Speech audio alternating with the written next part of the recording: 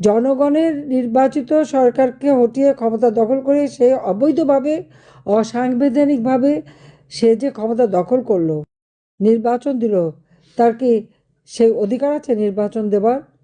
আওয়ামী লীগকে সে নিষিদ্ধ ঘোষণা করায়। আওয়ামী লীগের অপরাধটা কি?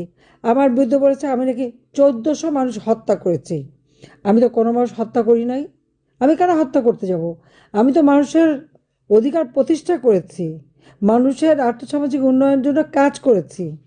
আজকে 1400 লোক হত্যা করার কথা যে বলে, তারা কি হিসাব দেখাতে পেরেছে? দেশে আমরা একটা শান্তিপূর্ণ ব্যবস্থা করেছিলাম, আজকে সব ধ্বংস। এই অবস্থায় নির্বাচন দিয়েছে, আওয়ামী লীগ কেন ইলেকশন করতে পারবে না? ঠিক আছে, আওয়ামী লীগ যদি এত অপরাধ করে থাকে, হ্যাঁ, আমার তো মৃত্যুদণ্ডও দিয়েছে, আমি তো করতে পারবো না ইলেকশন, ভালো কথা, কিন্তু আওয়ামী লীগকে কেন ইলেকশন করতে দেবে না?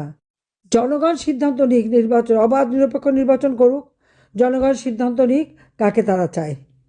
যদি জনগণ আমাদের ভোট না দেয়, ঠিক আছে, আমরা তা মেনে নেব, কিন্তু আমাদের নির্বাচন করতে দেবে না কেন? এবং ডক্টর ইউনূসের কি অধিকার আছে আমাদের নির্বাচন থেকে দূরে রাখার আর আওয়ামী লীগকে ব্যান করার? সে কে? এই আওয়ামী লীগ বাংলাদেশের স্বাধীনতা এনে দিয়েছে, বাংলা ভাষায় কথা বলার অধিকার দিয়েছে, আন্তর্জাতিক মাতৃভাষা দিবস, সবই তো আওয়ামী লীগের করা। জাতির পিতা বঙ্গবন্ধু শেখ মুজিবুর রহমানের নেতৃত্বে